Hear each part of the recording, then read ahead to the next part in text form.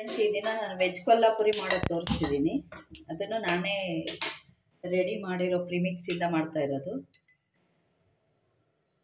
ಒಂದು 2 ಸ್ಪೂನ್ ಎಣ್ಣೆ ಹಾಕ್ತಾ ಇದ್ದೀನಿ.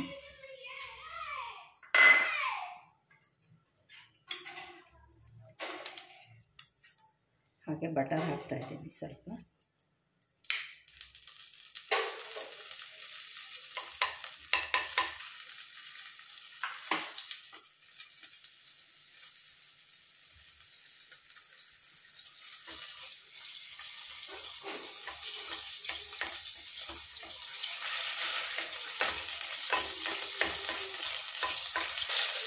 ಈಗ ಇದು ಬಾಯ್ಲ್ಡ್ ಮಾಡಿರೋದು, ಹಾಫ್ ಬಾಯ್ಲ್ಡ್ ಆಗಿದೆ.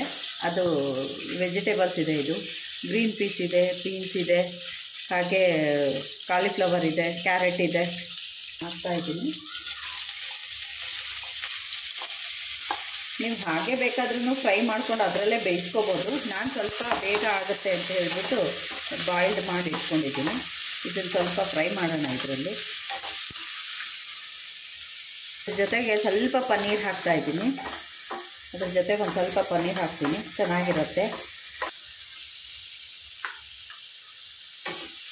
ನೀವು ಬರೀ ಪನ್ನೀರಿಂದ ಬೇಕಾದರೂ ಮಾಡ್ಕೋಬೋದು. ವೆಜ್ ಕೊಲ್ಲಾಪುರಿ ಬದಲು ಪನ್ನೀರ್ ಕರಿ ಬೇಕಾದರೂ ಮಾಡ್ಕೋಬೋದು. ಇದು ರೆಡ್ ಗ್ರೇವಿ ಮಾಡಿದ್ದೀನಿ, ನಾನು ಗ್ರೇವಿ ಪ್ರಿಮಿಕ್ಸ್ ಮಾಡಿದ್ದೀನಿ. ಅದರಲ್ಲಿ ಒಂದು 2-3 ವೇರಿಯೇಷನ್ ಮಾಡ್ಬೋದು. ಇದು ಬಿಟ್ಟು ನೆಕ್ಸ್ಟ್ ಬರೀ ಪನ್ನೀರಲ್ಲಿ ಬೇಕಾದರೂ ಮಾಡ್ಕೋಬೋದು.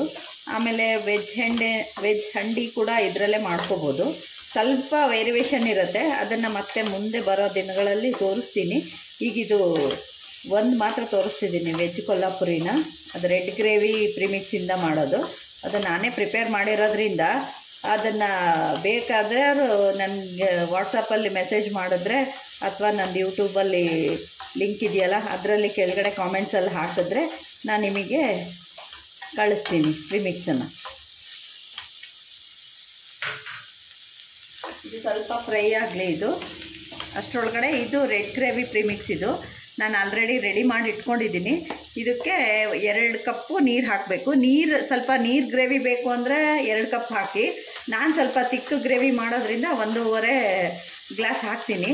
ಬಟ್ ನಾನಿದು ತರಕಾರಿ ಸ್ವಲ್ಪ ಬಾಯ್ಲ್ ಮಾಡ್ಕೊಂಡಿದ್ದು ವಾಟರೇ ಇದೆ, ಅದನ್ನು ಹಾಕ್ತೀನಿ.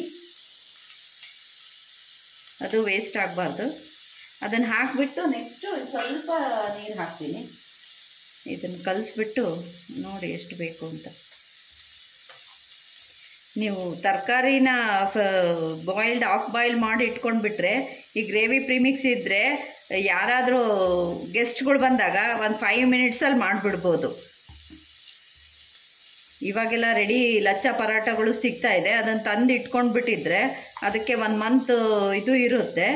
ಸೊ ಹಾಗಾಗಿ 1 ಮಂತ್ ಟೈಮ್ ಇರೋದ್ರಿಂದ ಅಷ್ಟರೊಳಗಡೆ ನೀವು ಯಾವಾಗ ಬೇಕಾದ್ರೂ ಇಟ್ಕೊಂಡು ಮಾಡ್ಕೊಳ್ಬೋದಲ್ವಾ.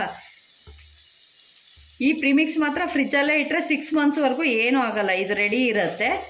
ಇದಕ್ಕೆ ಕೆಮಿಕಲ್ ಪ್ರಿಸರ್ವೇಟಿವ್ಸ್ ಏನೂ ಇರೋದಿಲ್ಲ. ಇದನ್ನು ನಾನು ಮಾಡಿದ ಪ್ರಿಮಿಕ್ಸನ್ನು ನೀವು ಫ್ರಿಜ್ಜಲ್ಲಿ ಇಟ್ಕೊಳ್ಬೇಕು ಅಷ್ಟೇ. ಒಂದು ಅರ್ಧ ಲೋಟ ನೀರು ಹಾಕಿದ್ದೀನಿ.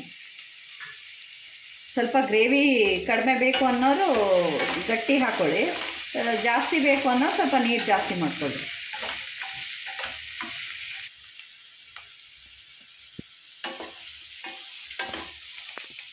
ಈಗ ಇದು ಗ್ರೇವಿ ಹಾಕ್ತಾ ಇದ್ದೀನಿ.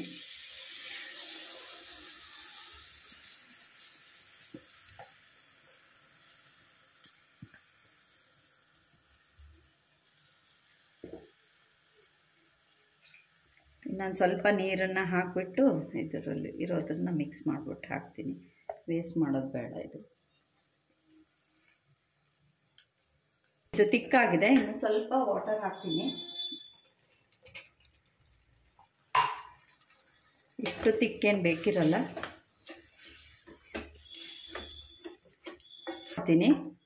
ಉಪ್ಪು ನೋಡಿಬಿಟ್ಟು ಕಡಿಮೆ ಆಗಿದ್ದರೆ ಹಾಕ್ತೀನಿ. ಸರಿ ಇದೆ ಇದು. ಹಾಗೆ ಇದಕ್ಕೆ ಸ್ವಲ್ಪ ಡ್ರೈ ಕೋಕೋನಟ್ ಪೌಡ್ರ್ ಹಾಕ್ತಾಯಿದ್ದೀನಿ. ಆಪ್ಷನಲ್ ಇದು, ಬೇಕಾದರೆ ಹಾಕ್ಕೊಳ್ಳಿ, ಚೆನ್ನಾಗಿರುತ್ತೆ ಇದನ್ನು ಹಾಕಿದ್ರೆ. ವೆಜ್ ಕೊಲ್ಲಾಪುರಿ ಅಂದಾಗ ತುಂಬ ಚೆನ್ನಾಗಿ ಟೇಸ್ಟ್ ಬೇಕು ಅಂದಾಗ ಇದನ್ನೊಂದು ಸ್ವಲ್ಪ ಡ್ರೈ ಕೋಕೋನಟ್ ಹಾಕಿದ್ರೆ ಚೆನ್ನಾಗಿರುತ್ತೆ. ಮತ್ತು ಹಾಗಂತ ಹಸಿ ಕೋಕೋನಟ್ ಪೌಡ್ರ್ ಹಾಕಬೇಡಿ. ರೆಡ್ ಚಿಲ್ಲಿ ತಡ್ಕ ಹಾಕ್ತಿದ್ದೀನಿ.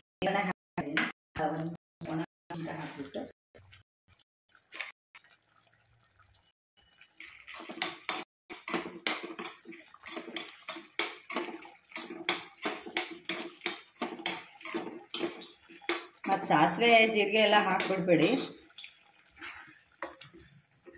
ಬರೀ ಒಣಮೆಣಸಿನ್ಕಾಯ್ದಷ್ಟೇ ಹಾಕಿ.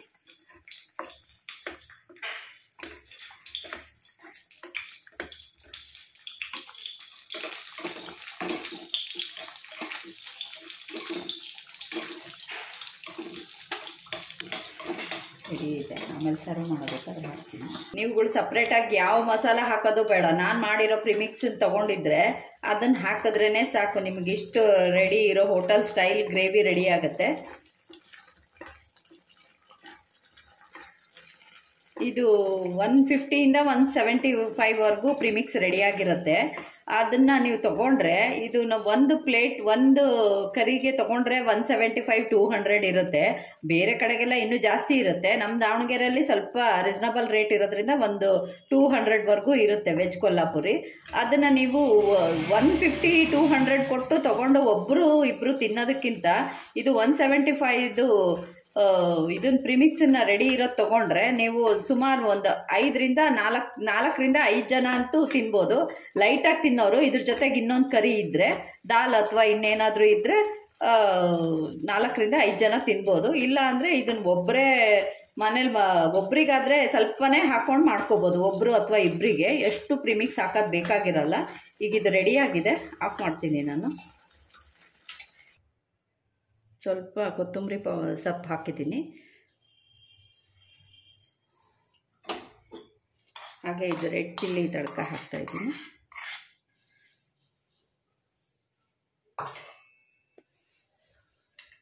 ಈಗ ವೆಜ್ ಕೊಲ್ಲಾಪುರಿ ರೆಡಿ ಆಗಿದೆ.